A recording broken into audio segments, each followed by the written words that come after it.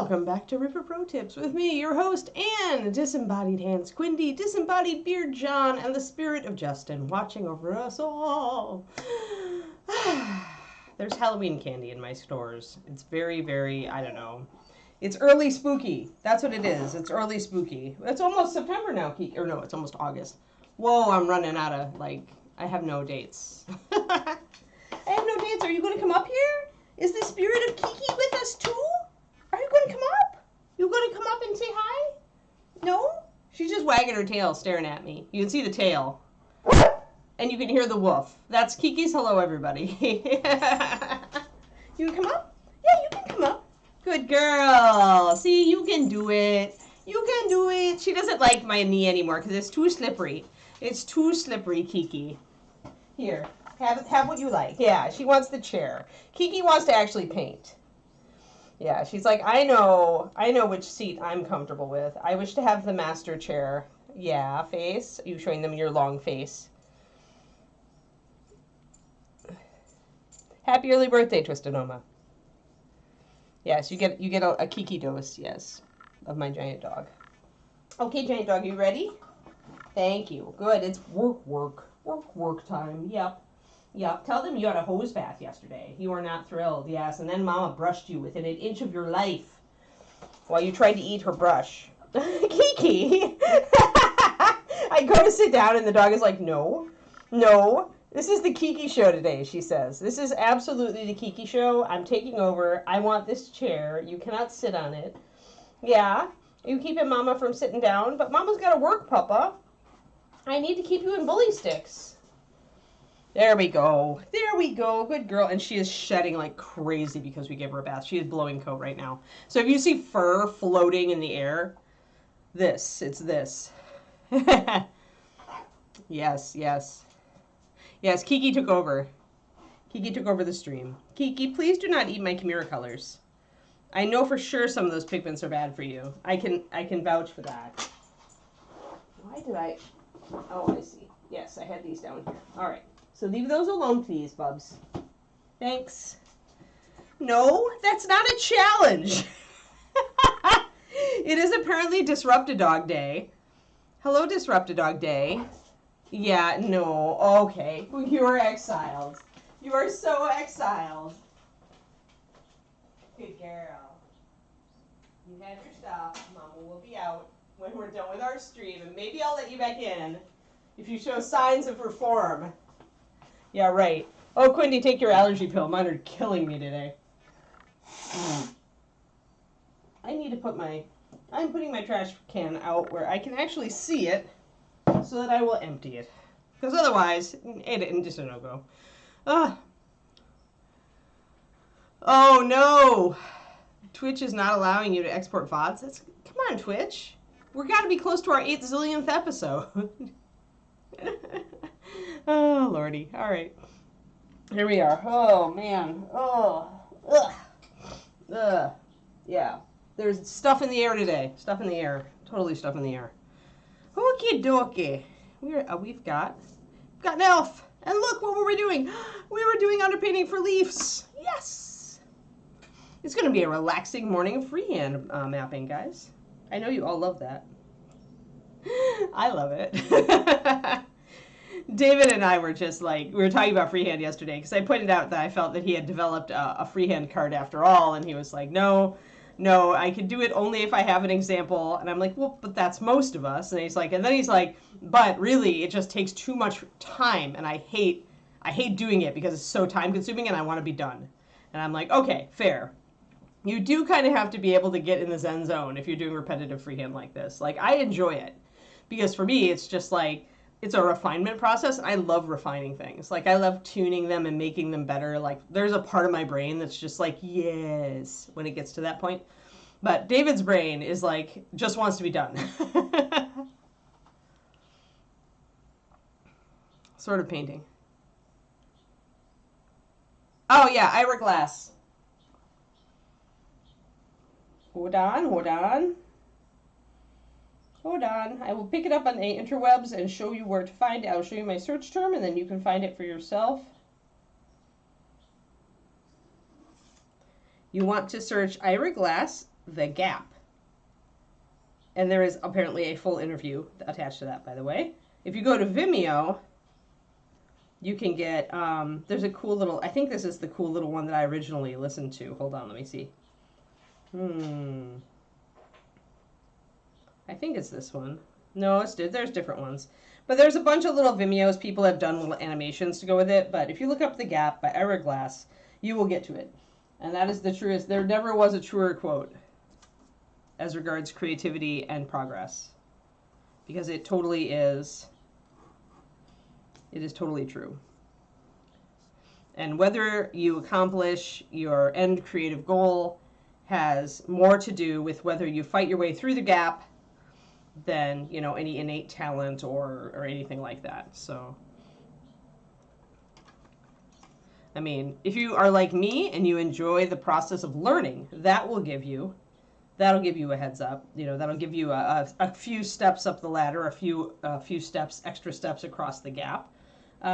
If you are like me and enjoy the process of refinement and seeing improvement, that will also give you a couple of extra steps across the gap, right? But the rest of the way is just being determined, is being like, I'm going to get to where I want to go, and it might take me time. There is, however, there's no, and I wish you would say this, you can enjoy that gap.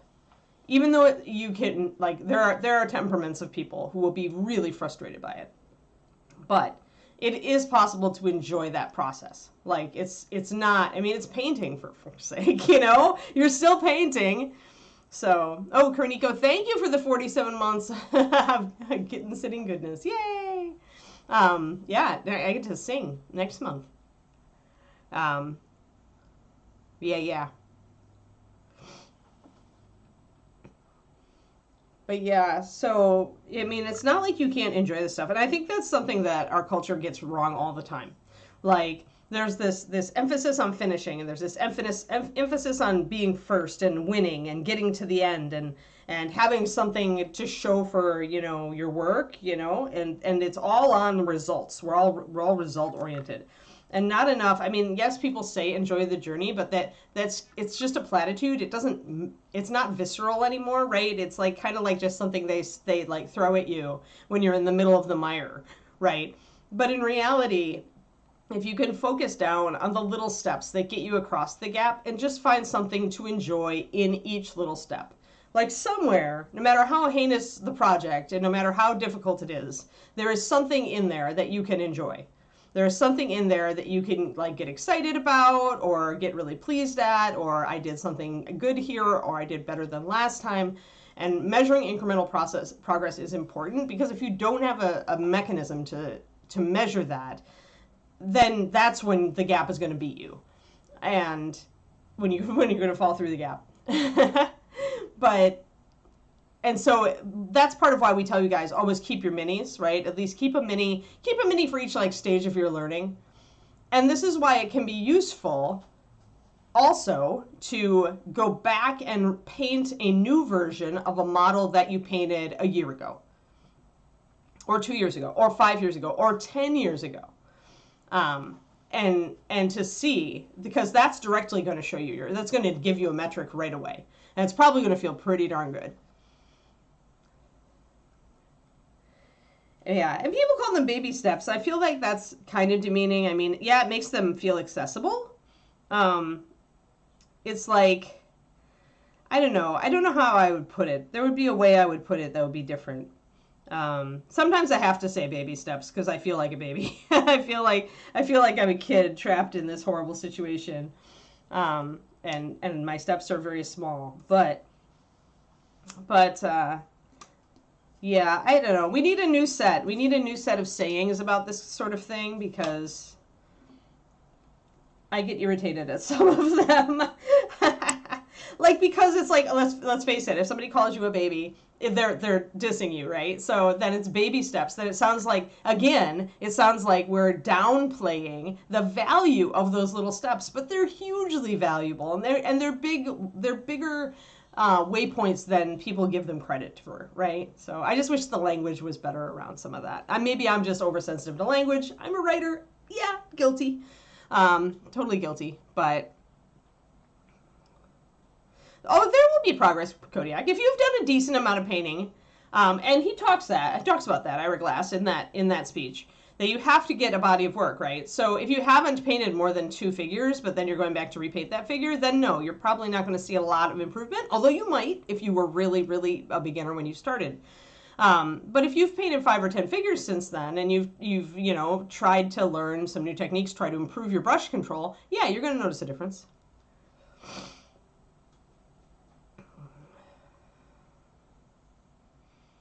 Yeah, waypoints is a good word. It's used in video games a lot. But it's like, waypoints is a good word, I think, even in that video game context, because what it is you get waypoints as you explore the world, right?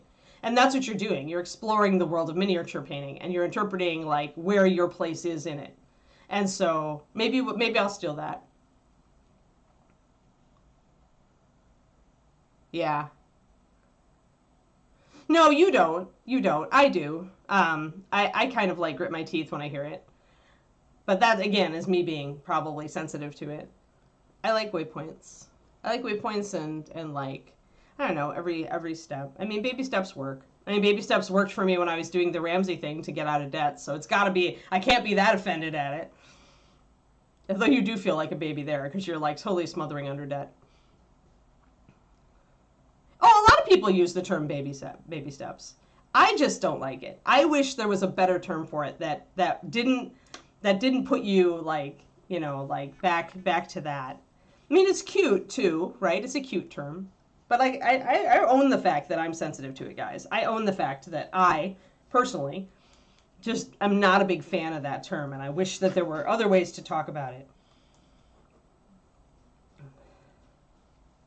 But baby steps is so ingrained in the culture. And everybody, as you say, everybody uses it. I'm going to get my white mixed up. I'm going to leave a few spaces in my palette to the left. Oh no, a puppy hair. Yeah, there's Kiki hair everywhere. She is absolutely, this is the first time she's blowing coat. We've actually managed to escape. Toddlers are even worse. I guess toddlers are a force of nature though, so at least you can fear the toddler. Fear the toddler steps.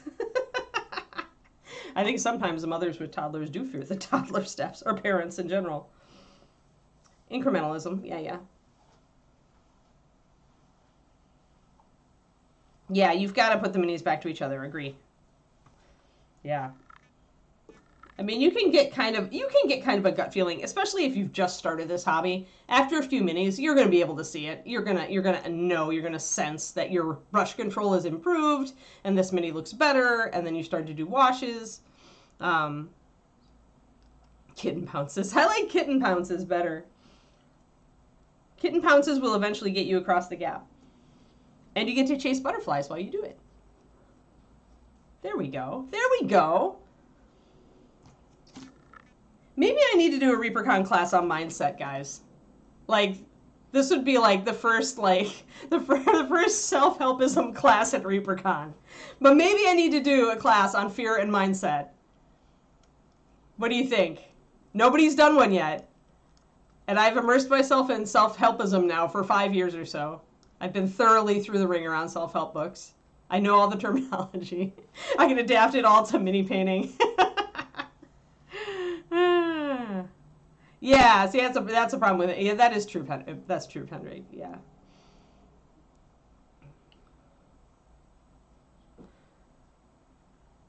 Yeah, I don't know. Sometimes you don't get to the running part though, Twistedoma.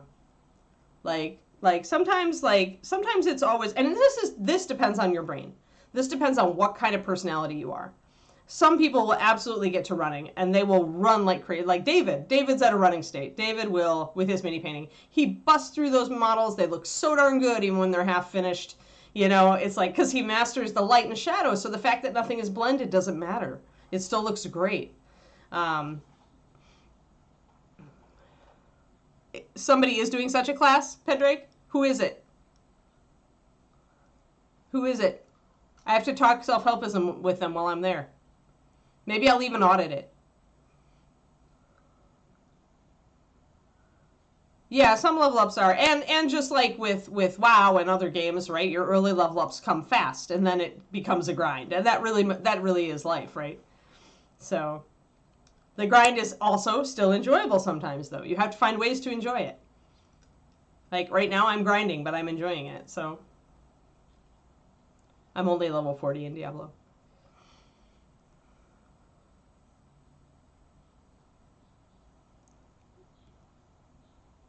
Okay, so somebody's doing it, but not at ReaperCon, Pendrake, because that's what you're saying. I'm not surprised somebody's doing it. I mean, Rhonda has done a post on stuff like that as well. I mean, I think a lot of us, I hate to say it, but a lot of us older gamers, or any of us who have gone through some stuff in life, you know, have gotten into that world of mindset and how big of a difference it can make.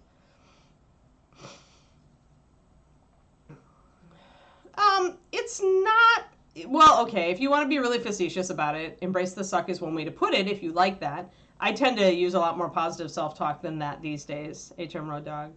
Although I will sometimes jokingly talk about something sucking, but usually these days I'm a little bit better about it. I'm very conscious of it because I used to be very self-deprecating, and it did not help me. It did not help my brain to be so hard on myself, to be so mean to myself. So. But yeah, if you want to think of it that way, I know a lot of people still enjoy self-deprecating humor. If you can do it without your brain like turning on you, then great. But yeah, it's not. But the thing is, and this is the thing about Embrace the Suck, it's a nice joke. But in reality, you're not sucking. You're improving. Like, Embrace the Suck is another callback to the fact that, oh, well, you should be here. You should be great. But instead, you suck. And so you just have to get through the suck. And it's like, but you don't suck. You're better than this percentage of painters, right? You've been painting for X number of days, months, years. You've finished more than one miniature. So guess what? You know, you are already better than some people. You do not suck. You're just in a process. Like, that's why I dislike that term.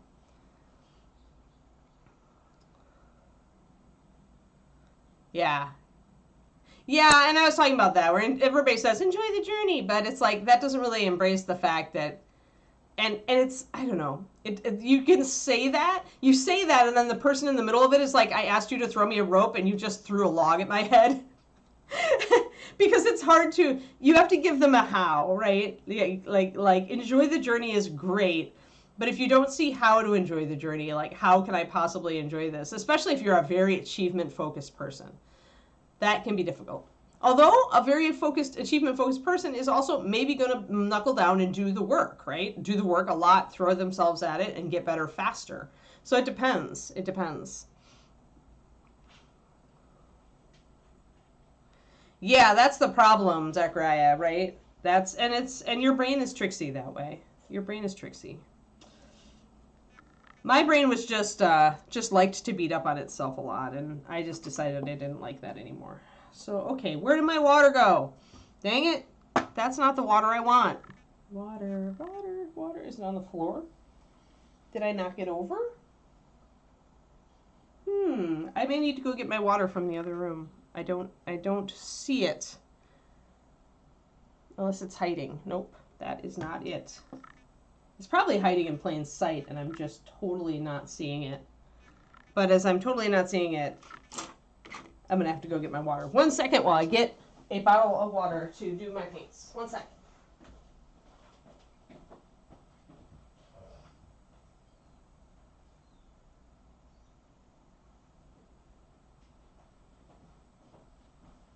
I don't know where it went. It's got to be it's got to have fallen off somewhere. Ah, I found it. It's under my chair. I would never have seen it. Figures. Ah, well.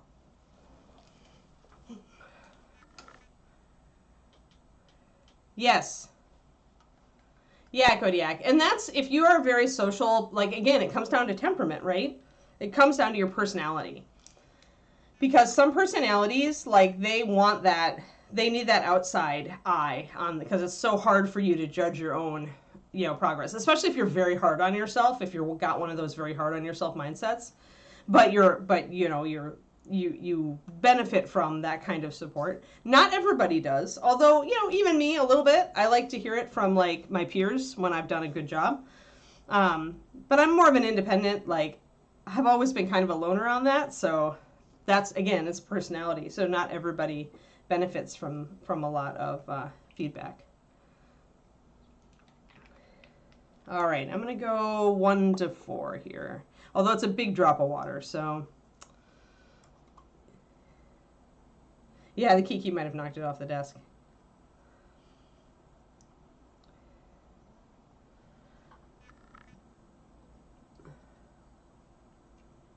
But yeah, maybe I'll have to do a mindset class for ReaperCon. If I would have thought about that earlier, I might have actually submitted it.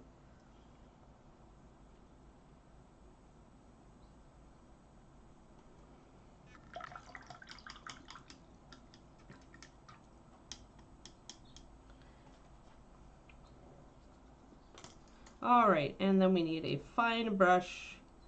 Oh, we'll see. I've really beat up this Winsor Newton. This Winsor Newton has worn a lot faster. I keep saying this, but it really did seem to wear a lot faster than my Da Vinci's do. Maybe that's just me. Maybe I just beat it up because it was a Winsor Newton. It knew I was not a fan. Alright, so we're going to go through, and again, we're bringing in... We're getting in focus, for one thing.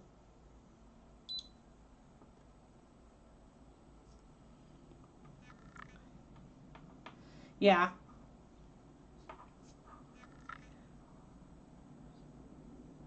See, but sometimes you have social strengths then, and they're just not like the kind of thing that you'd think about. Like when I had my coaching with Becca Syme, who's the writing coach, the big writing coach, writer lady that I'm on her Patreon and stuff, and I actually did take a class, and I got a personal coaching from her on writing and mindset, and I made that comment. I said, well, I'm not a very social person. And she's like, like she challenged it right away. She's like, aren't you? And I'm like, ooh. And she's just like, you have a social strength in your top 5.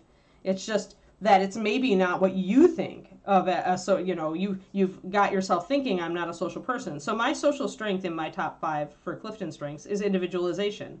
It's the strength that lets me talk to you guys about how everybody is different. And it's the strength that lets me know that everybody is different, right? That lets me notice that fact and respond to it. So I can't say I'm not a social person because somebody who was totally a social zero would not have that amount of understanding about how other people's brains are constructed. So always be, when you call yourself, a lot of us gamers, we call ourselves not social. But really what we're saying is, I'm not that extrovert person. But it doesn't mean that you don't have good personal relation skills. And it doesn't mean that you can't connect to other people. It just means that maybe you only connect to a couple of chosen people or a smaller circle, or you don't like being in crowds, So challenge some of that in your brain, because I had to. It was a big slap in the face, and now when I hear myself saying that, telling myself, oh, well, I'm just not, I have to stop and say, that's not true.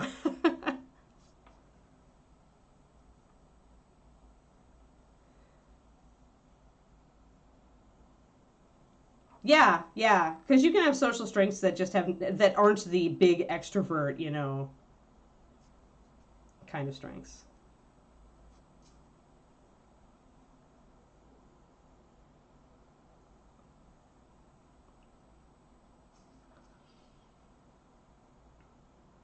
It might be interesting for you to take the Clifton Strengths test if you were interested in it, Kodiak. I found it very enlightening. And now I know, what it's given me the tools to do? When I'm having one of those days where I just feel dissatisfied with the day and I can't figure out what's bothering me, it's because I haven't given enough time to one of those top things in my brain. Like when I start feeling really impatient, it's because I haven't given myself enough thinking time. And if I just take a walk or a long drive, I feel 20 times better. Because my brain likes to ruminate over things. And if it doesn't get enough alone time to do that, I get impatient and frustrated. Yeah, no joke, right, Cornico? Oh, yeah. Well, me too, Zachariah. I put on the extrovert face pretty well. But I definitely get very drained by the end of a day at ReaperCon. Although ReaperCon as an artist can be okay. Obviously if you're not, as an artist you need to be at the artist tables a lot unless you really need a break. But I'm just putting a little extra stronger line around some of these. My paint's a little stronger this time. I feel like I actually need a little more water. But I mean, as an artist, there will be times when people are not chatting you up. So at least you have those little times of isolation to just work on stuff. A new understanding of the pile of shame. Yep. Moving is what did it for me, Crows. That really thinned down my collection because I felt so overwhelmed looking at it all that I just dispensed with it.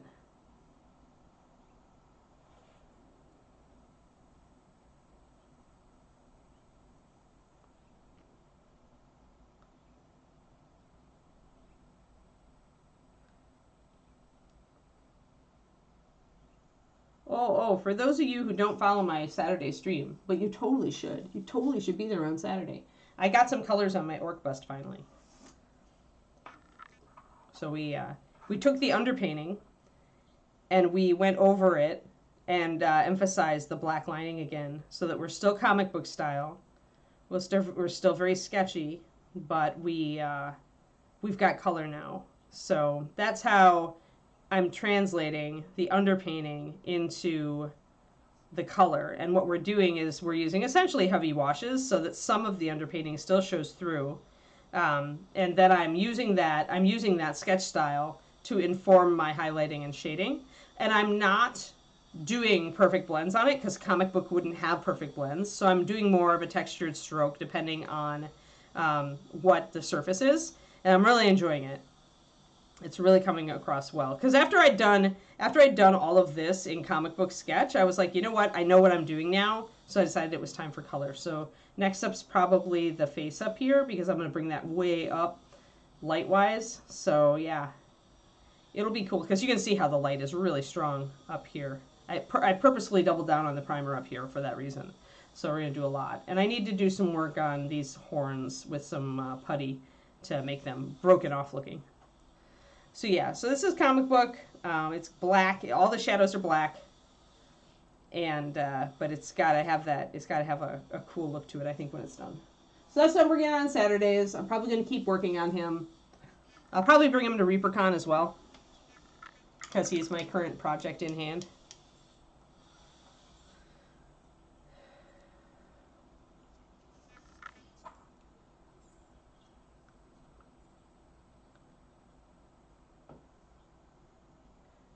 I think I'm gonna like this style, the comic book style. I think that I'm gonna find some other models in my collection that I could do that way. This might be the start of me kind of like working more in that style because I am really enjoying that. It's very different. Like the first part of Saturday went really slow because I was trying to figure it out. But once I had it figured out, once I figured out where I was going with it, then it picked up. I think it's going to go well from here on out. And that's true anytime you're doing a technique that's very alien to you, is it's going to be slow the first time. Don't expect yourself to just like charge through it and get it over with. It's going to be a learning process. You need to absorb that information. So, oh, nice, Quindy. Yeah, David, I don't think he's gotten a shipping notice yet. Yeah, usually the nice thing about Sketch, and this is true with the Orc as well, Twisted Oma, but the nice thing about it is that you can see when it's working, right? Then it really lets you kind of pre-figure out your design, and you can see when it looks right, and then you can just go, right? So...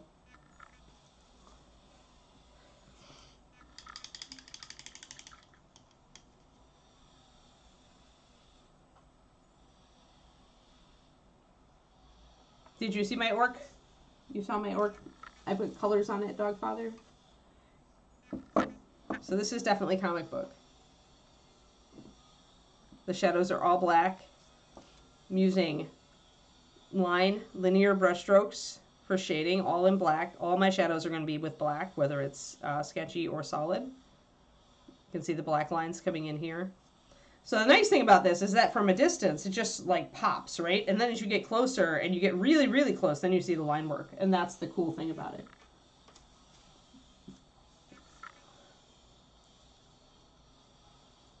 Oh no, Cranston.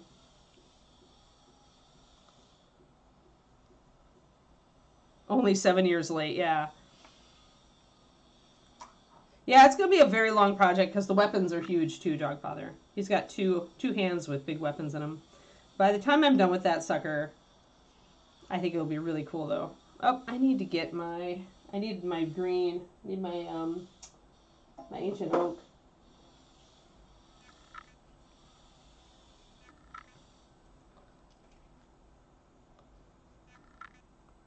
Tell you guys what, I will, today I have to finish, I've got my last video for Patreon that I'm editing right now. I have to finish that and post it. And I also have to finish my book.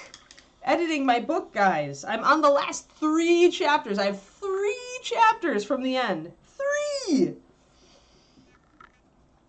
And my proofreader's still going through it, but that can be, that's like a last minute edit. That's not a big deal.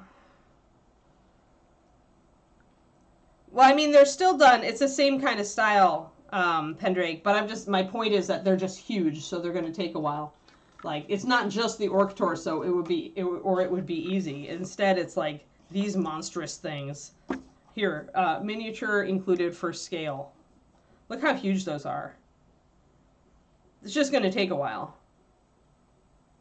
But, I mean, these flat surfaces are going to be a challenge because I'm going to have some shading in there, right? So, and there needs to be some texture on that slate as well, in my opinion. That seems like it might be a... I can't tell what it is. Like, it looks like big chunks of stone. But maybe it's like a sheet of metal that's just strapped on. I guess there could be a couple. They've got such huge chips out of them that they feel like stone to me.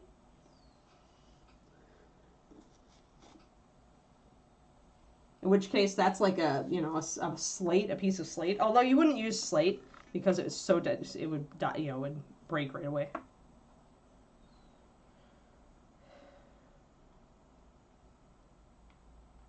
Oh no, Karniko. I'm so sorry. Yes, 3 chapters left. You're gonna get it really soon, Zachariah. Hey, Zachariah, actually, since I've got you here, is Turgeon on? No, Turgeon was gonna be not on today, I remember. Zachariah, what format do you want that in? PDF? Like, what'll be easiest for you to read? I can also throw it up on the BookFunnel, since you're one of my betas. I can throw it up on the BookFunnel, and you can download it onto a Kindle from there if you know how to use BookFunnel. And if you don't, it's not that hard. Just anything? PDF is fine? Okay, cool. Then you might have to wait. It'll be...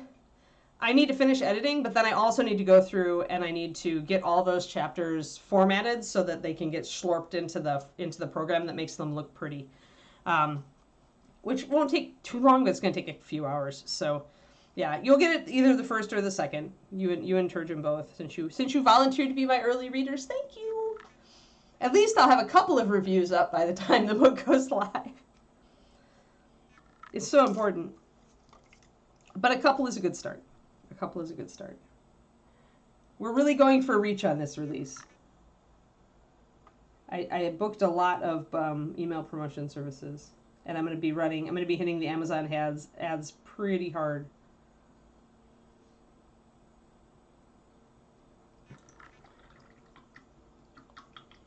We still won't be making money, but we might offset some cost.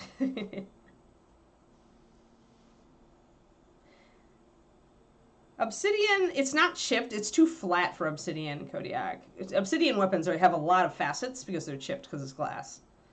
Yeah, bronze. Bronze is a good one. I could do bronze, I guess. You could put him in Bronze Age. He feels Stone Age to me, but he seems like a primitive, like, orc. But I don't know. I'm going to still think about it. You guys know, sometimes I just need to let, and some of you may be like this, but I just need to let it, like, percolate in my mind for a while, and then I'll get an idea for what I want to do with those weapons.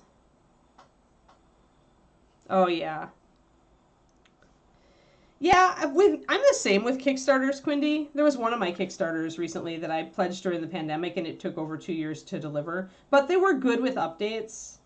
But, you know, even if they weren't, I've gotten into the habit of thinking of Kickstarter money as the same way you'd think of a gift to a friend. You know, you just let it go. You send it out into the world, and, you know, you don't ever expect it back. You just hope that they'll do something cool or useful with it. I'm kind of there. I'm kind of like in that mindset with Kickstarters. I think that just makes me a happier human being. Because really, that's what I'm doing, right? I'm looking at these people. They've got a cool idea. I wish them well. I hope they're successful. I give them some money. If they're not very trustworthy, then either I'm not going to pledge, or if I'm not sure because it's their first Kickstarter, I'll just do a tiny pledge, right? I won't do very much. But either way, even if I had over $100 or $200 in it, you just gotta let it go. You just don't know. Things can happen, even with the best company or the best people. Health stuff can crop up, or something else, like a big family crisis can crop up that might, make them totally deep six all of their best intentions. Like, it's not necessarily that people are bad, it's just that people get overwhelmed. So I always give them the benefit of the doubt on that, and I know that if I'm pledging to a Kickstarter, I'm like kissing that money goodbye, and maybe I'll get something for it, and if I do, I'll be super happy. But I've been pretty lucky. Only one of my Kickstarters has grounded out, and I've probably pledged for like 16 or so, I think. 12 or 16. That's good, Kodiak.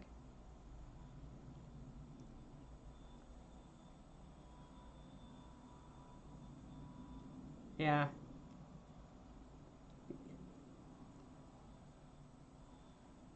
Yeah, I mean, I never expect a Kickstarter to be early. I mean, having been on the inside of the Reaper Kickstarters for so many years, and especially the first one where we just did not know what we were getting into, it's a whole different beast, and I know that companies do struggle, so I have a lot of empathy, and yeah, I just assume my money's going into the ether, and if I am fortunate, my money will come back to me, but it's gone. It's a sunk cost. I'm thinking about it as a sunk cost. I'm conscious of doing that when I pledge. All right, so the leaves get very big down here. Big leaves. The bigger leaves, though, although they're looking big and fat right now, the great thing about the bigger leaves is that I'll have a little bit more room for detailing, right? So,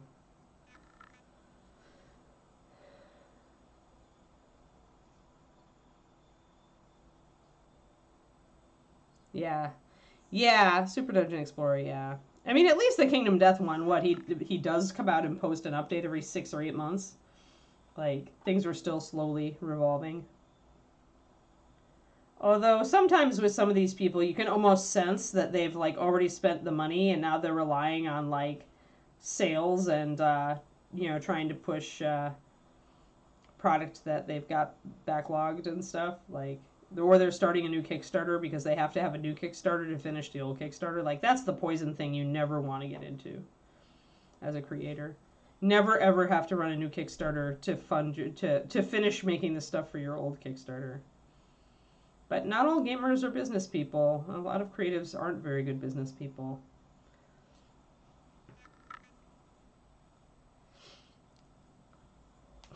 Yeah. Yeah, I mean, be picky with your Kickstarters. Yeah, yeah. He's not a business person, I don't think. Adam Poots. He's so persnickety about every sculpt, and he's like always, like you say, adding more stuff into this or that. And he just seems like, I don't know how the man stays in business, but you know what? If people love the stuff, then people love the stuff. I mean, if it works for him.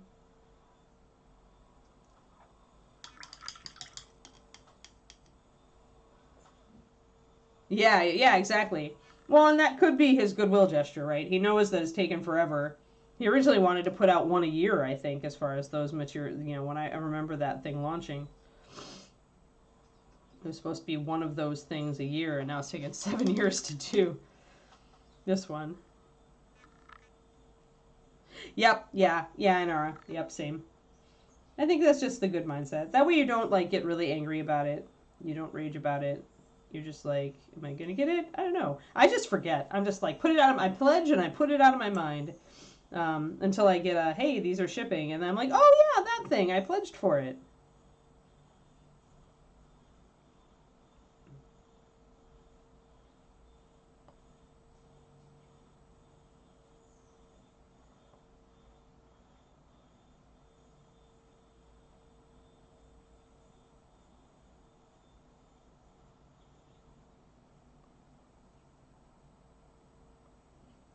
You know why I think I'm really going into the comic book style thing, guys? You know why I like it? Because it plays to my 2D art side. Because it's just sketching on a miniature. Like, it absolutely is. It's a pen and ink sketch, right? With color added to it. It's pen and ink and watercolor. Or gouache. Pen and ink and gouache. And so it totally plays to more of my strengths because I was a 2D artist before I was a miniature painter. So I have that sketching pencil style.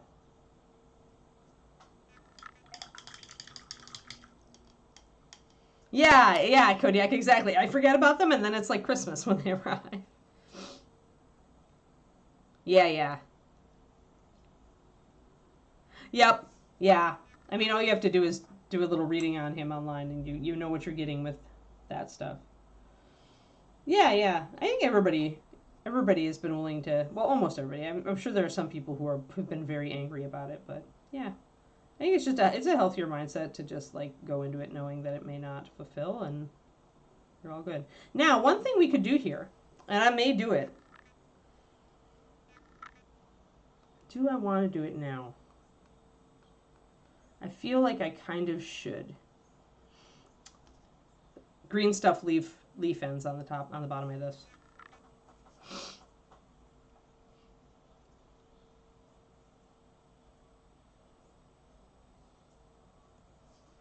Oh yeah, Hyper Bunny for sure. I mean, there are times when you could get very angry at somebody who's obviously being a thief, but a lot of Kickstarters fail simply because it's such an overwhelming thing to run one of those big ones, and maybe somebody gets, they weren't expecting that level of success. I mean, that was Reaper when we ran our first one. Shipping almost did us in. So we didn't realize how much international shipping was going to amount to when you're at that level of bulk. So I'm gonna sketch in the remainder here, but I think I'm gonna take some green stuff and just put little leaf ends, tips down here on the bottom of the cloak. Yeah, well, and that's why, it's like, yeah. Yep, agree, Quindy, agree.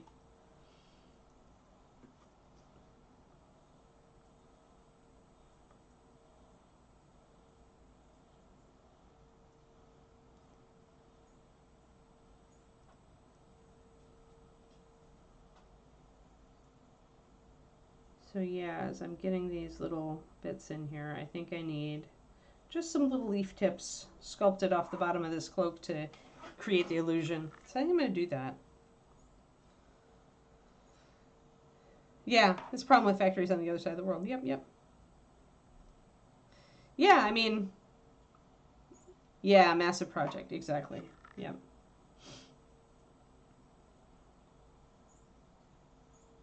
Well, technically, he's probably gotten really burned. I don't remember what country he's in, but like paying taxes, like he paid taxes on all that money. If he couldn't use it right away, which he didn't, obviously, unless he paid a lot of stuff up front in advance to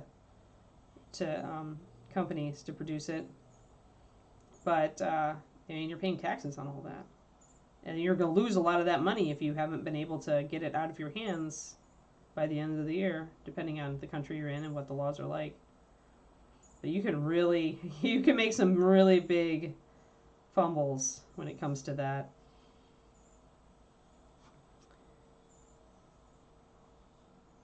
And that's the problem with Kickstarters that take more than 1 year to fulfill. Is that if you haven't spent it, it's income and it's taxable.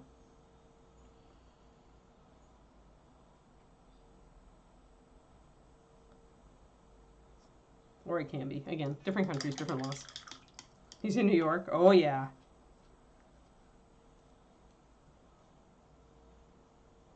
Ah, sent to retail before the backers. Yeah, that's annoying. That is really annoying. Some companies just don't understand.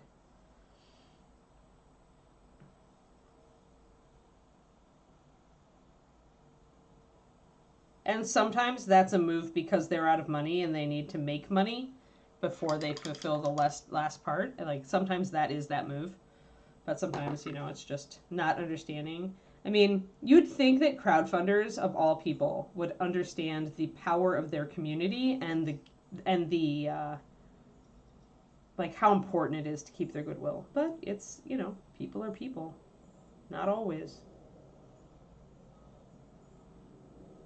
It is what it is. I think the happiest, like, I just try not to have an opinion at this point with Kickstarter. It's like, if I'm going to pledge, I'm taking a chance. If I get my stuff, then great. I don't really care when I get my stuff. I mean, I'd like to get it before I die, but you know. All right, so we've got that all kind of brought in. And I feel like if I'm going to do green stuff, I should do it now before I start painting more. Although maybe I should do these top leaves first, just to have something in, because otherwise, once we do the green stuff, we really got to set it aside and not work on it for a bit, or we're going to just smush the leaves. Yeah.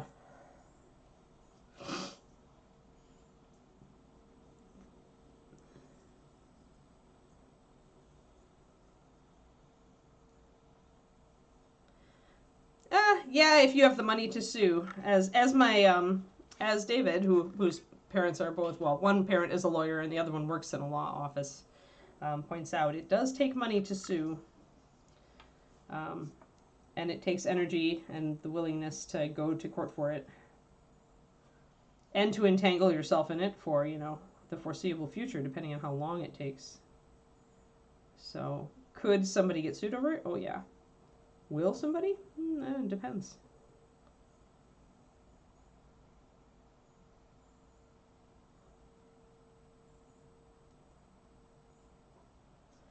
But then maybe the disclaimer is enough protection. I don't know.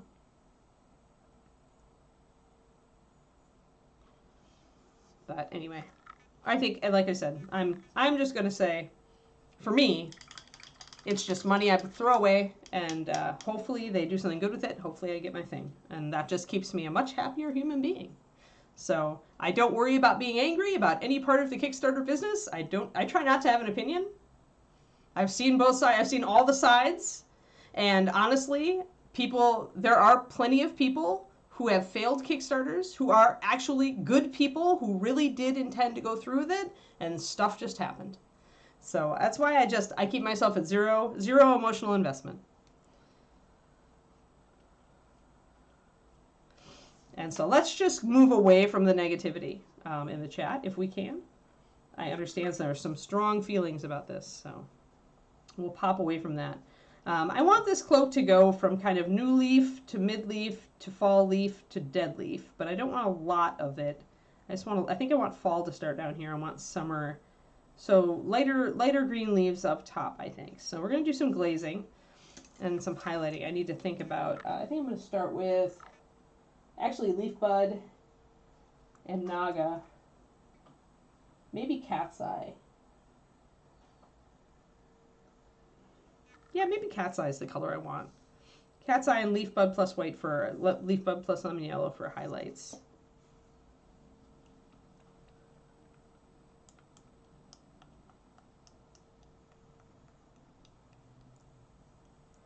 Yes, hooray, you got a big box. Exactly.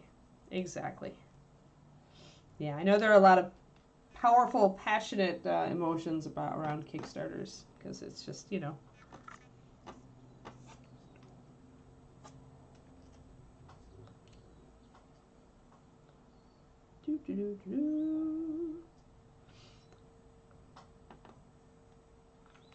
All right, so the thing with cat's eye is decent coverage.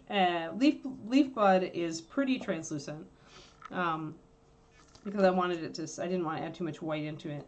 But we can totally add a touch of white. For those of you who watched my latest $10 video on my Patreon, where I talk about other sneaky things you can do to increase coverage other than adding white to your paint, you will know already that there is another option that I could probably add to this cat's eye green to make it work.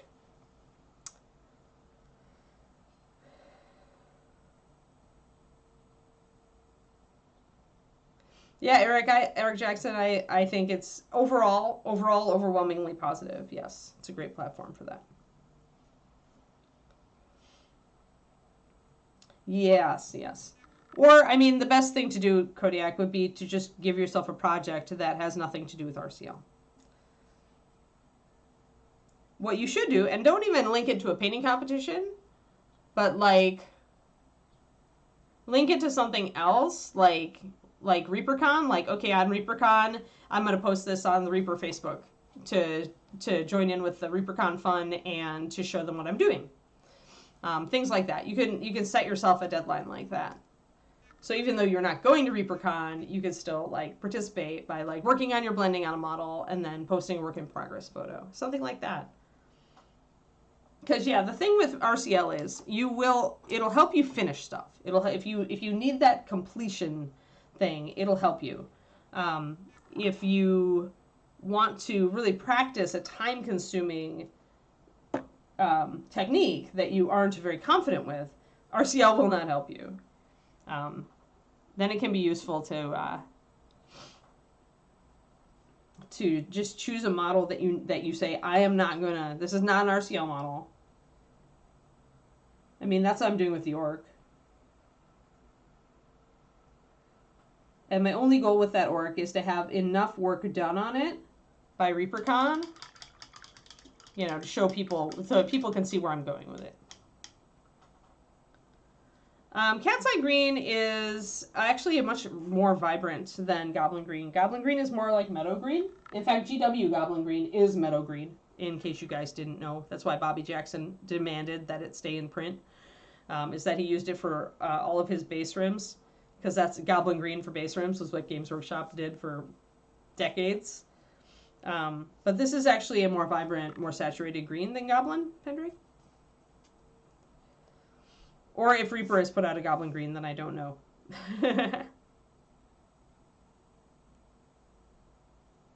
That's cool. Yeah, RCL, there's a lot of good in RCL. Just it's not the one thing probably that it's not good for. Because it's great for like finding a community, and it's great for encouragement, it's great for progress, it's great for finishing things. You know, it's great for painting models that you might not otherwise have picked up. It's, you know, it's all of those things. It's only when you enter into the whole, you know, I'm trying to get better at this technique that I've never done before, unless you allow yourself a lot of time, as Kodiak says. So I'm just going to paint this Cat's Eye Green. Because it is translucent, it'll go over my underpainting really well. That's the great thing about translucency.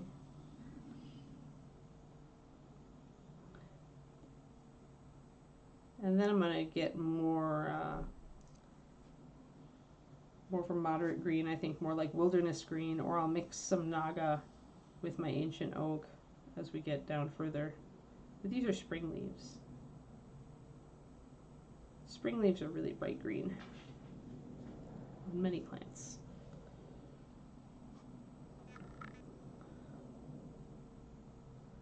Yeah, definitely not Goblin Green in MSP.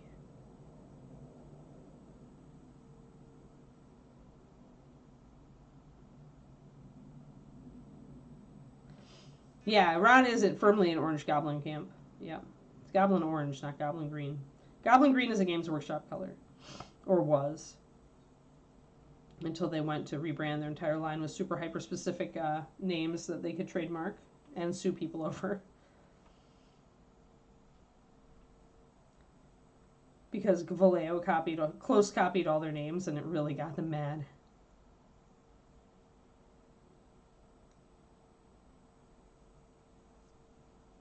All right, so we got bright green leaves up top, so now let's do some.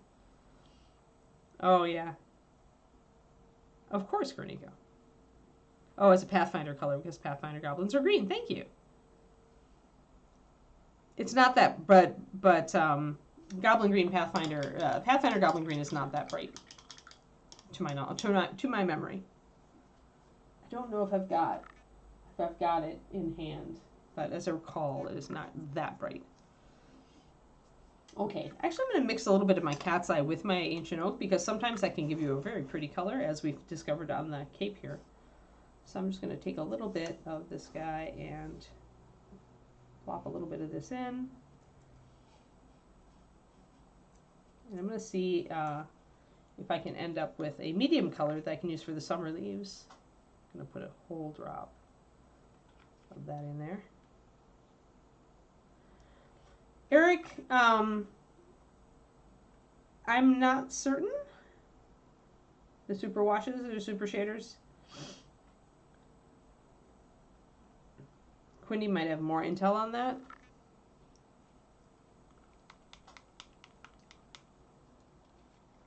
You can fight Ron on that one, Kerniko.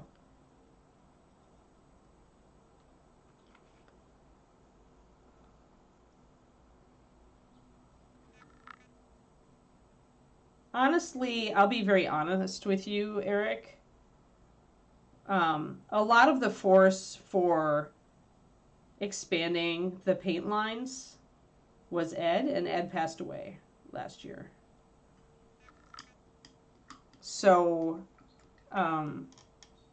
with that giant hole in our hearts and the company, I don't know if there is another owner who will make it their quest to really, to expand and move into new areas. And I don't know how much of the R&D had already been done and how much of the production plan was in place. They put you on a blacklist, yes. So that's the problem, Eric, is I'm not sure. Because if not a lot of that was in place, if they hadn't decided on production, if they didn't finalize formulas, all that stuff, then I'm really not sure about the status of the project. Okay, so that's a more muted green. It's more like here. I don't want it super bright, although we did go pretty saturated on this model. Maybe I want it a little brighter than that, though. The problem here is we're mixing two muted colors, because Cat's Eye, no matter how bright it looks, it actually is more muted than something like Naga. I think I'm going to pop a drop of Naga into that. You can see it if you look at them together. This is more ochre-y, and this is more bright green.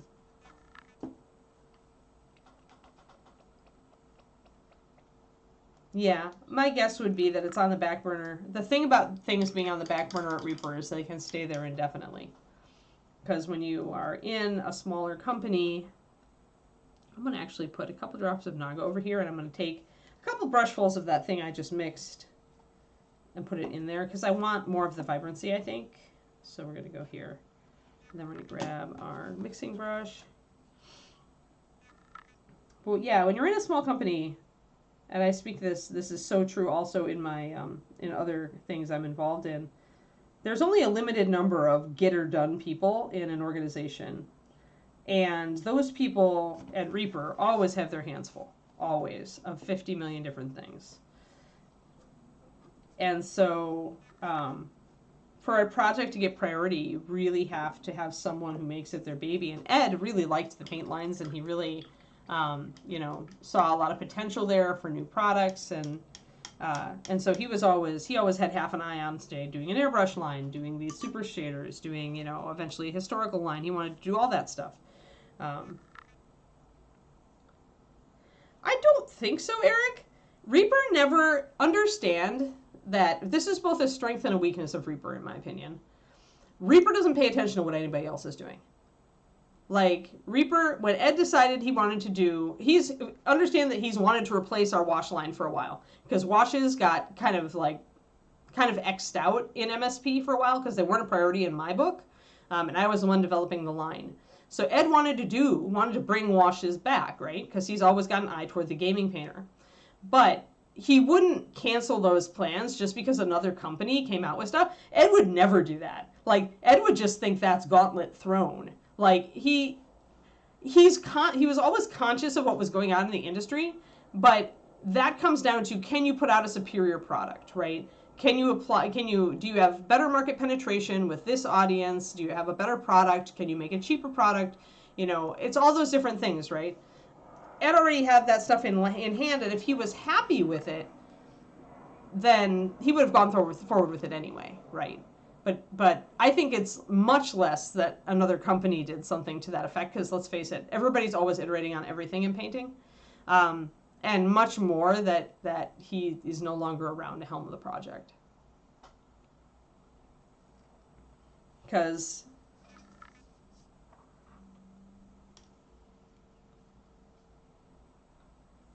I mean, I was more the one, I was always looking for something new, right, when I was in charge of the paint department.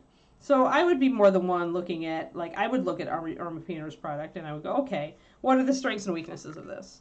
Can I produce a better product, or one that's more utilitarian, or one that, you know, is different enough that it would be, you know, a pro in the current market, right? That kind of thing.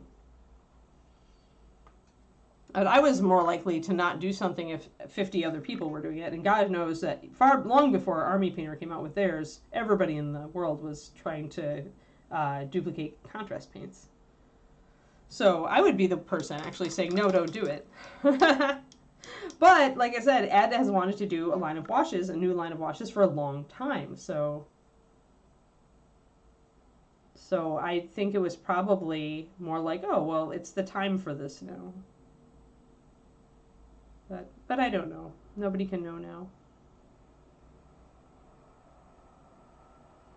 But yeah, Reaper would never cancel a product just because somebody else put one out.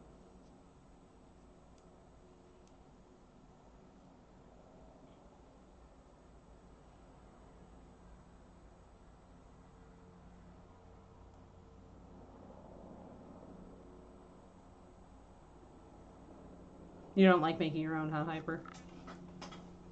I just have gotten so used to making my own. Yeah, Secret Weapon used a different product for their washes. This is the thing, is like, sometimes we're limited by what we can get, the kind of products we can get.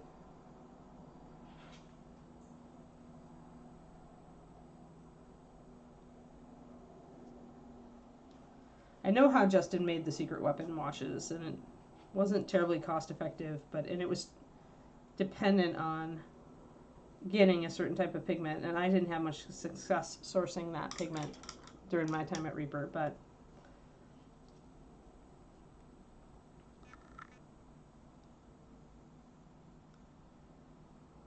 sometimes, yeah, if another company is doing anything, common feedback, yeah, and that's true. There are always Reaper fans who would rather buy the product from Reaper than from a different company. But yeah, if they were still like requesting feedback and still working on formulations, yeah, no idea, guys.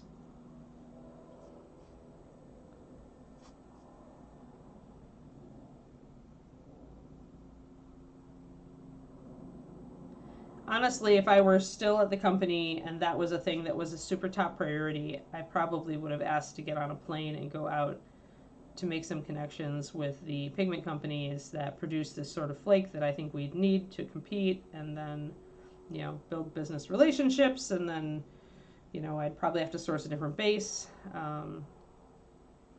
But I would know roughly what I was looking for, so, you know. But Ed felt that he had managed without my input, so it was like, okay, but I don't know. That means I don't know what his goal was, right? I know how I would do it, but I don't know what Ed's goal was. That said, Ron/Dave probably do, you know. But, yeah.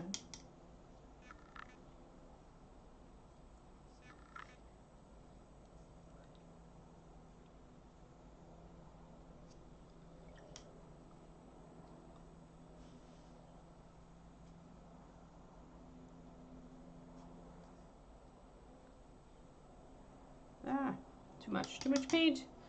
So this is very, very solid. The summer leaves are coming in much darker, but I'm going to use that previous color, I think, to highlight the summer leaves a little bit.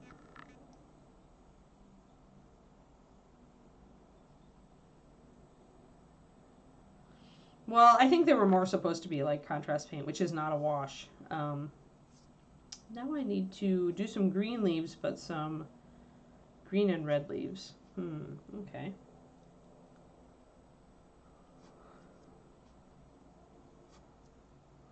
Or green and yellow. So we'll start with some green in the middle.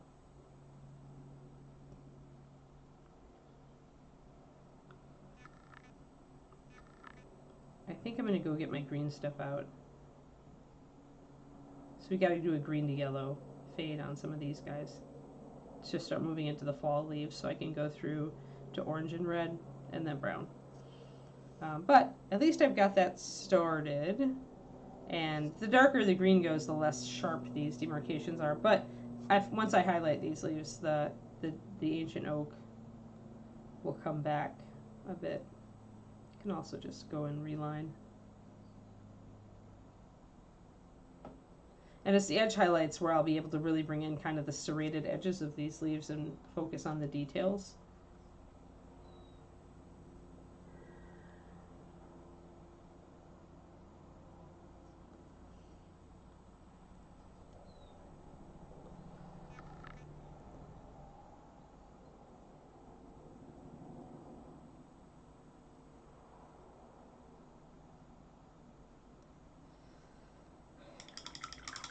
Yep, collector's item now, Eric. For now. I mean, if they ever do release them, they'll probably be a different formulation. If they were still, they'll change the formulation a little bit in line with feedback. So, yeah, whatever iteration you have is, that's for sure. All right. I am going to go get my green stuff. I'll be right back. And we'll spend the last 20 minutes doing some green, and then I can leave that set.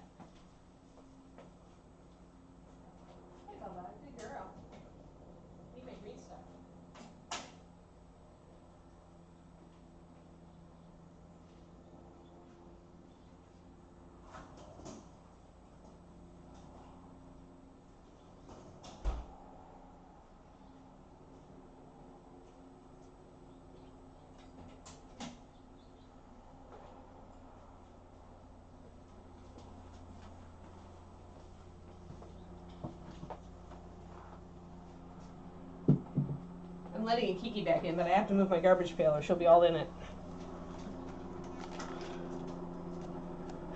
Ralph Artha. I used to use a couple of Ralph Artha colors. Hey, Papa, you can come and get pets. Or you can settle. Up to you. Oh, helicopter.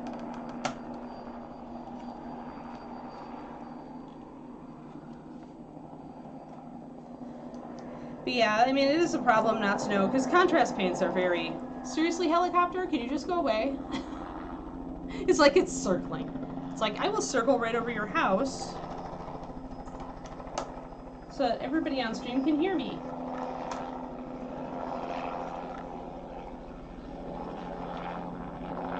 All right, we are closing the window.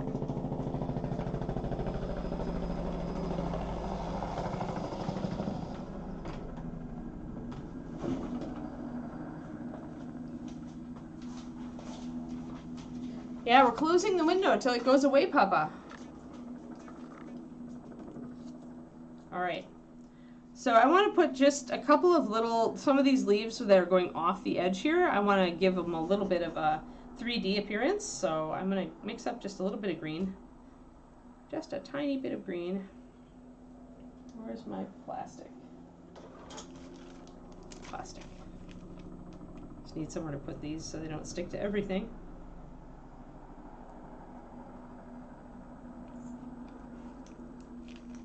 Alright, so that's a little bit too much yellow, so I'll snip off a couple more.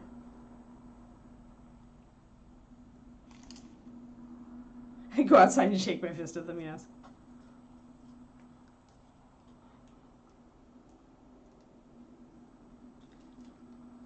See, I didn't think police. I automatically thought like Jaws of Life or something, kind of, like maybe that there was somebody that actually needed to get to the hospital super fast, that they needed to land the copter near me. But it sounds like it's going away now. Yeah. Alright, so I'm going to mix up this green. Tried to mix up as little as I could, but you always end up with extra. Yeah, you can go settle, Papa. It's not time yet.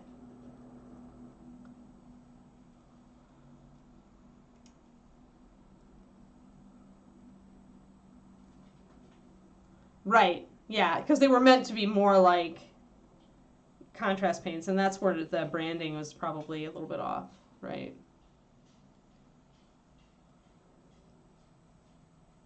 Branding's a thing.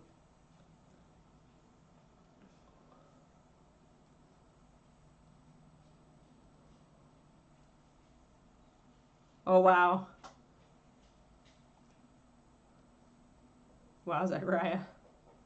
Oh, I think Papa is going to get her bully stick. Bring it in here, Papa. Yeah, get it. Pick it up. Can you pick it up? Good girl. Can you bring it in here? Oh, good girl. Yeah, you can settle and chew your bully stick. Good girl.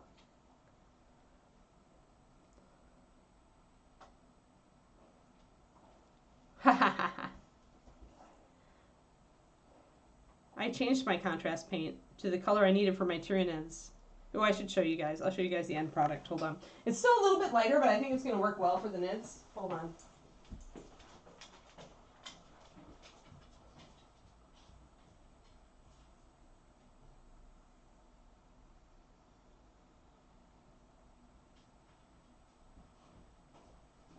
And I let it settle enough so you can see the original color of the contrast paint. Or close to it. So that top layer is the color of the original Glacier or whatever this blue is. It's a really light blue. It's not blending. It's actually the type of pigment and probably the base in Aura. And then I made a color to match. Look at the bottom layer. It almost matches my Night Sky Indigo for my nids. It's close enough that I'm going to run with it. So once I shake it up, it'll go to this color. And it's pretty close, pretty close. So what I did was I added as transparent pigments as we've got. So gray liner and clear magenta. But yeah, so it's not, with paint, it's seldom a blending thing because everything is done at very high velocity to put everything into an emulsion, right? So if you've got blotchiness, what you've got is a base problem probably, where the base itself is not fluid enough or not, your surface tension isn't breaking enough, essentially. Yeah, so now I've got myself a contrast paint to, a doctored contrast paint to put my fast wash, because I'm like, I'm going to be putting this wash on like 80 termagants eventually. I need to know how to just mix a bottle of it. At that point, I really do just want a bottle of it so I can make, a bunch of Tyranids and just wash all of them. Close enough. It's funny.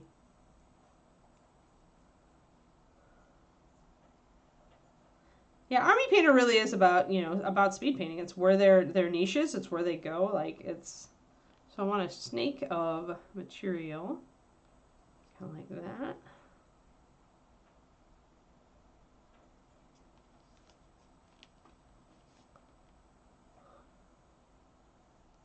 And I want probably tiny spoon.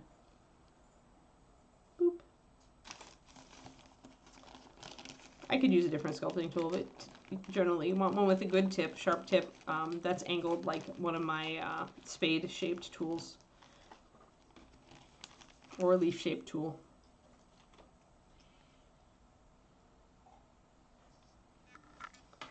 Alrighty, let's see here. Need to get this kind of nailed onto the bottom.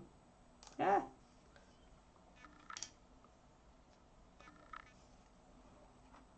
I don't know that I want this much. I think I want the thicker side out here and the thinner side in here. So stick this to the bottom. Oh, come on.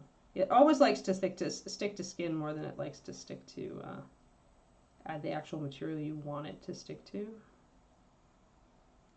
And I think I'm mostly going to do, I'm not going to do here so much. I think I'm going to have to curl that under and pull it around. I just want a couple of little shapes to come off the bottom of this. And I'm not really setting up an armature for them other than the cape itself because I just want little bits. I'm going to get the green kind of situated in the way I want it. And then I'm going to play with it. Yeah, I mean, Army Painter, they know what their brand is. Their brand is speed painting, and they they focus on it, and so they do well with it. Like that's the key to running a good business, is figure out the main thing you're good at and do that thing. Iterate on that thing. Don't try to go all over the place. It's one of the ways to build an effective business.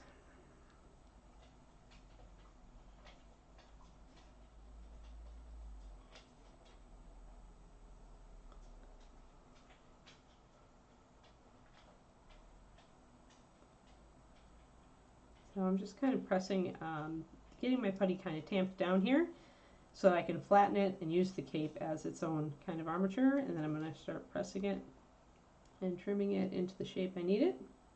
Did get a little bit too much water over here, so I can just get that little bit of green stuff off of there.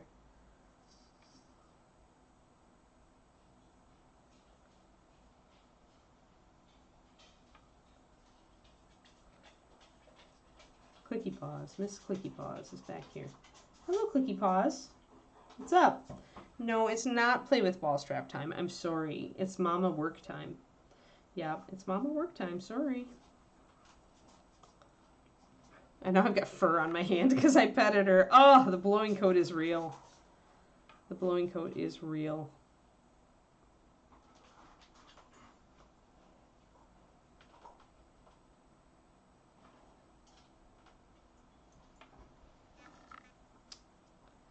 They used an equivalent, gonna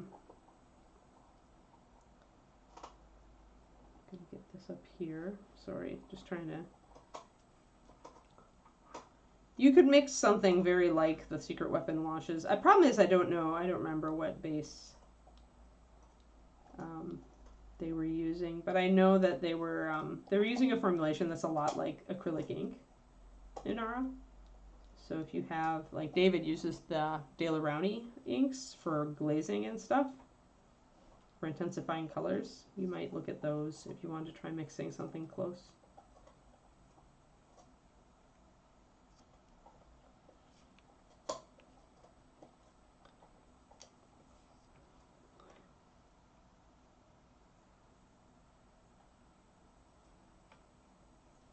Yeah, Reaper did not make their washes, so I don't have formulation information. Can't tell you how to mix it. It's a little bit extra green stuff here. I'm just like skinning it off, putting it over here, trying to get it off of my tool so it doesn't stick to itself.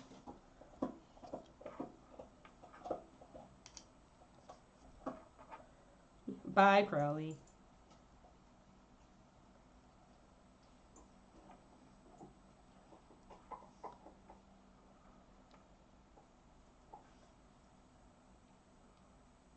I'm just going to press this up. All I need is a couple of little peaks on the bottom here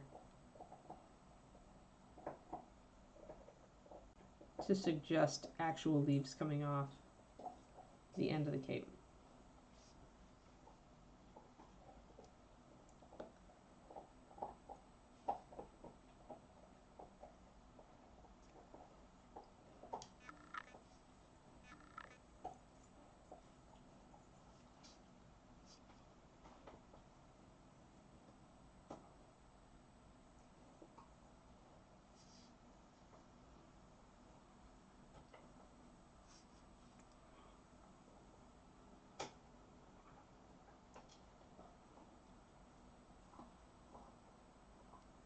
And once I get kind of the shape going on, I can pull the undercut up so that it makes more of the right shape.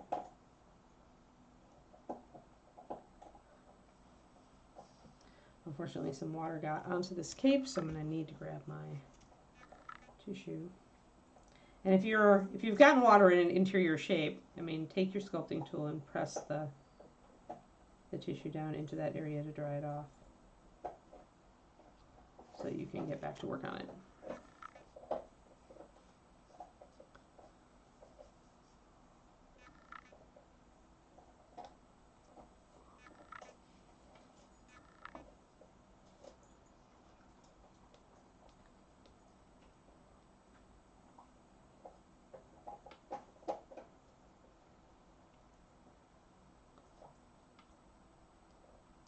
And sometimes you need to build up like just a layer of green, let it set, and then go over the top to detail it. That can be a thing. I'm just going to chop off some of this excess green that I don't need here.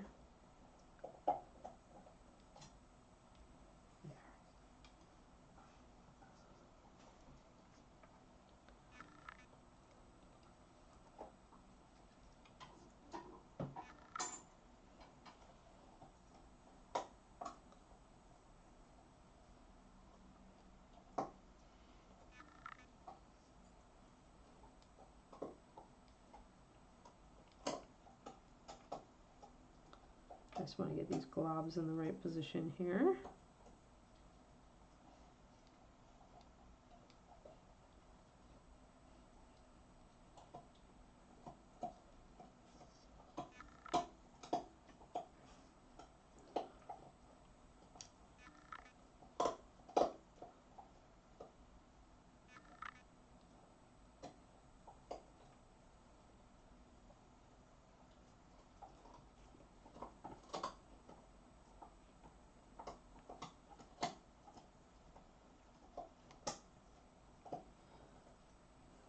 Okay.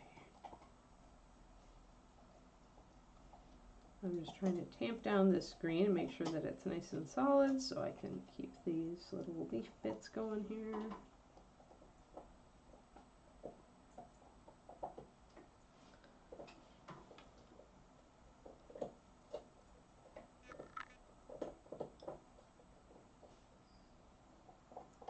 And because the green is pretty gooey at this point, I may need to use it, as I mentioned, as its own armature for doing better leaf shapes. And just pull some of this off the end here to make enough of a platform to build green out onto it. But mostly I just want to give it a little bit of an irregular shape down here, like so.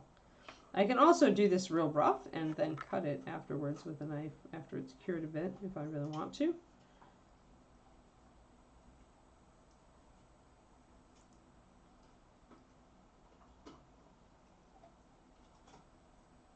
I'm not the world's greatest sculptor, but I can at least give my cape a little bit of extra dimension there.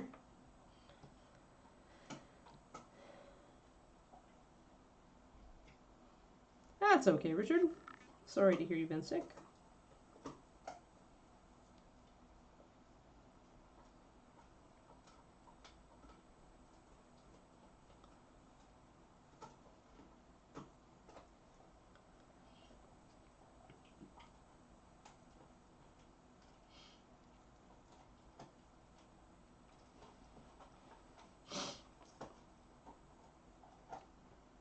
Doing a little green work to try to add some leafy shapes to the bottom of this cape.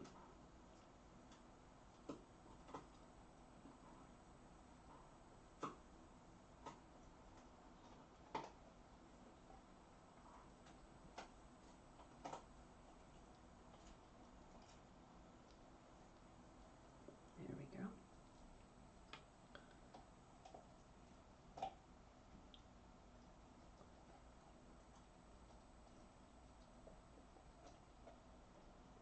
I'm continuing to scrape excess green off the bottom there, or I will end up smoothing it in.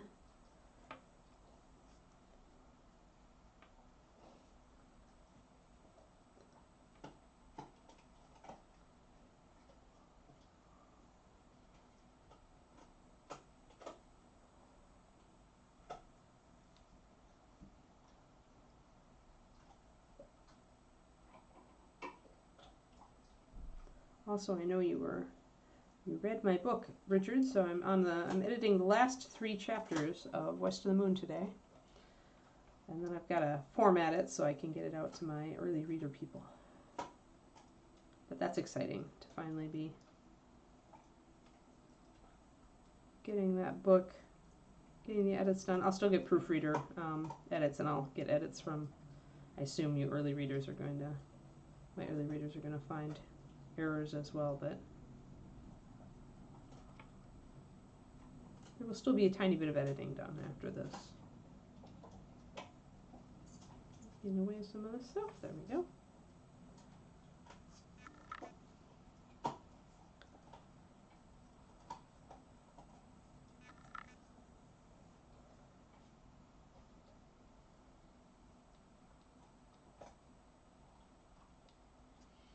I'm going to flatten down the remaining green down here. Just totally blend it into the cape as it stands.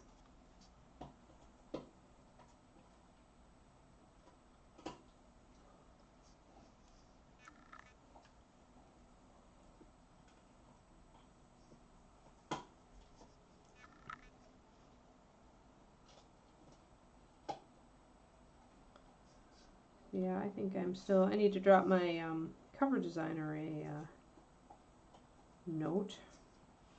Because I need to, now that I finally I'll have a final page count, I can get her to put together the paperback cover, which was delayed until I got all this done. And hopefully she can have it. She'll be the determining factor as to whether we actually can release on August 24th. But if she can get it done by then we are good to go. We probably will not have the hardcover right away. Because that's going to take her more time. She's going to have to slot some time in for that. And I need to pay for that also extra. So we'll probably do what we did with East of the Sun and get the hardcover out a bit after the fact. It's just the way it is. I'm doing leaves. I'm trying to give a foundation for painting. You can see they match the shape here and here.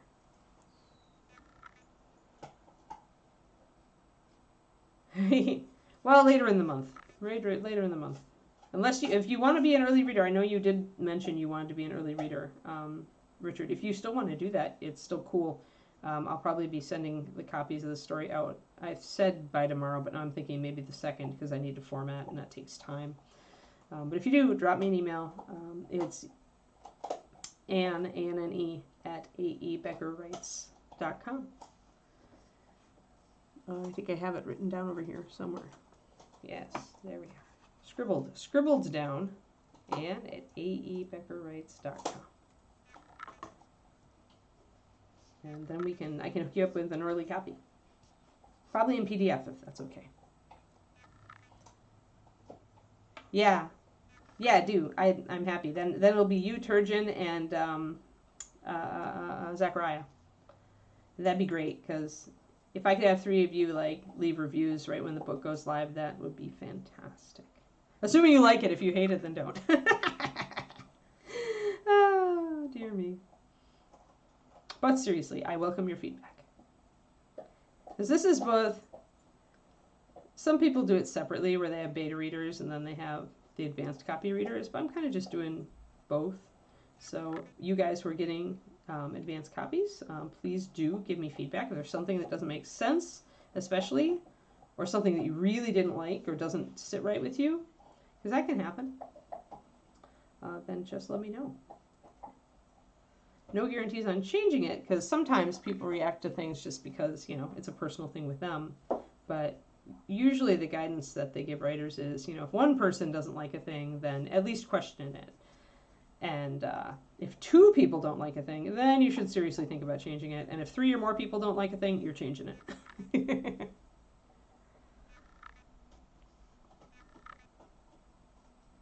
Which is fair. So yes, thank you. Thank you for being an early reader.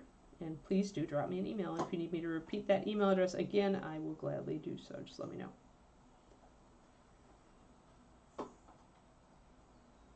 There. So we've got this leaf. This leaf is coming out. I just kind of made a double little leaf there. And then this leaf has a little bit here. And then there is a leaf right down here. So this will let us actually look, at least from this angle, which is the important one, from the back. It'll let us create the look of the leaves actually trailing off the end of the cloak like we wanted. So sometimes it's worth doing a little bit of extra work. I feel like these are still a little mucky. I'm going to mess with them a little bit more. What time is it? Oh, it is time to... Oh, sorry.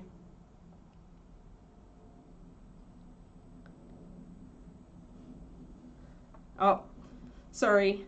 Yeah, links are... Oh, there we go. Quindy can see it. So there we go. Quindy can tell you it's good. Thank you, Quindy, for that.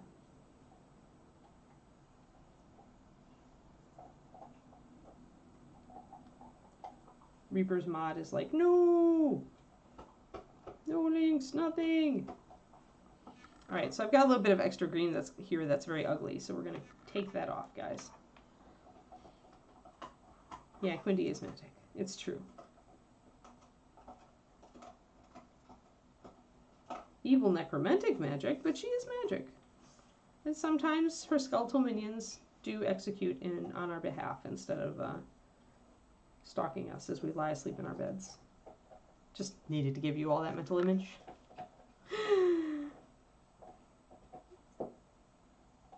Ah, good. Yeah, that's good, Quindy. Thanks. And now I've got to make this a little neater down here. So I'm going to take a bunch of water and flatten out some of this green.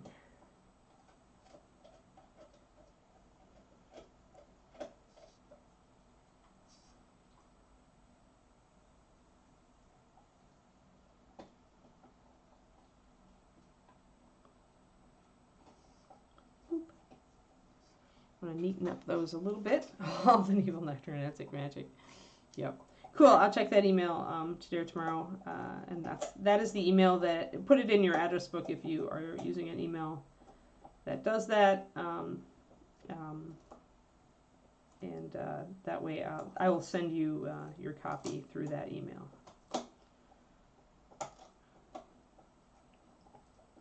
If you are using Google, then Google should automatically add the address to the book after you do it. Or at least treat me as not spam. One hopes. I'll let you guys all know after I've sent the copy out, so you will be able to check your spam folders just in case.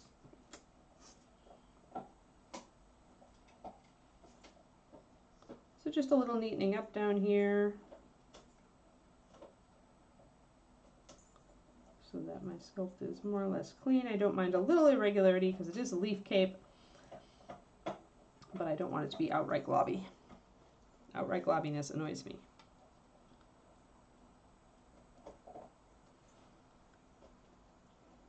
So David said the developer update was good, Quindy. The latest one, that the Sorc changes look good. He's probably going to start playing one to try it out.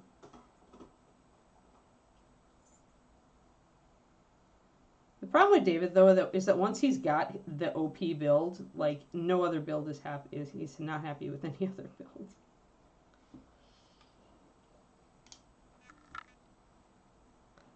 Alright, so see how I'm smoothing that out, just leaving my little leaf nubbins coming out there.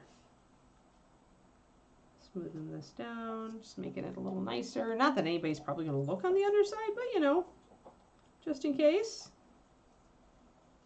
If you're doing it for competition, you definitely need to spend the time to make sure it's at least not like a total train wreck down here. There, I want it to kind of read like a layer of leaves over the top of the cloth, so that's pretty okay. That looks good. You just see the little leaf bits coming out. Little leaf bits. Pretty happy with these little leaf bits, actually.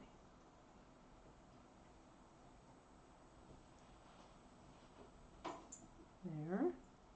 I'm just double checking them to make sure that I like the look and that they're not too, I'm not leaving too many artifacts. Smoothing them out a little bit.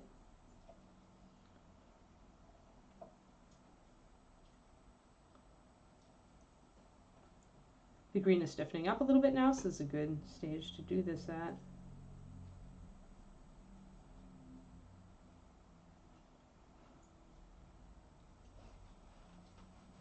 This leaf is torn. There. All right. Smart and magic. Yeah, David said it looks a lot better for sorcerers. I'm going to try my new build tonight. I'm switching over to my in-game build, the Lightning Shred. If I don't like it, I'm going back to pulverize, but I feel like it's going to be more challenging for me to play because I have to actually target things. Targeting.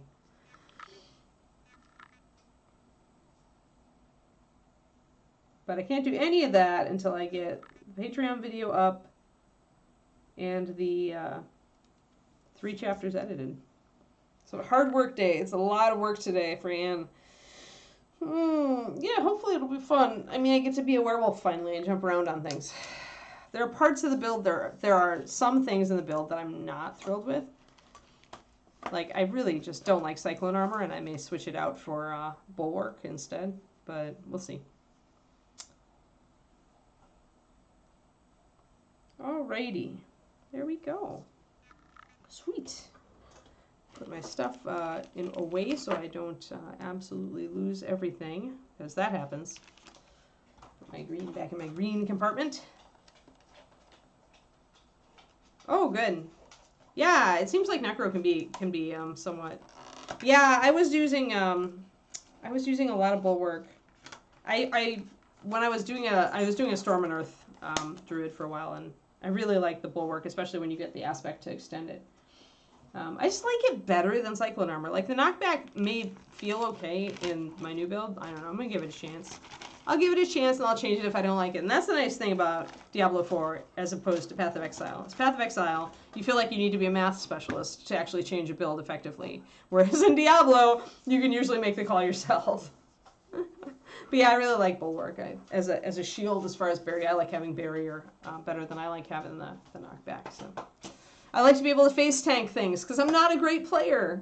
That's what it. Man, there's fur in the air. Kiki, she just came over here and like deposited fur into the air. Welcome to Blowing Coat, people. Regretting it? Oh, try spinning. Is it Spinning Blades Rogue? There's a melee rogue, Tommy, that's OP that David is playing. Totally OP. It's a melee build. But he just destroys with it. It's just insanely good. Like, it's, like, ridiculous. Like, ugh. He tried Penetrating Shot and he tried Barrage and he didn't like the feel of them as much. But yeah. Hi, Kiki. Oh, you're here again. So that fur will go into the air and I have to end the stream. I've got a dog down here. She's leaning on me saying, pet me. Send more fur flying into the air. You guys can't even see it, but here it is. Oh, do you want to come up and say goodbye? Okay. Kiki says, hey, guys, it's time for my walk. It's time for my walk. Yes. Oh, you're doing Twisting Blades. Just not really. Interesting. Hey.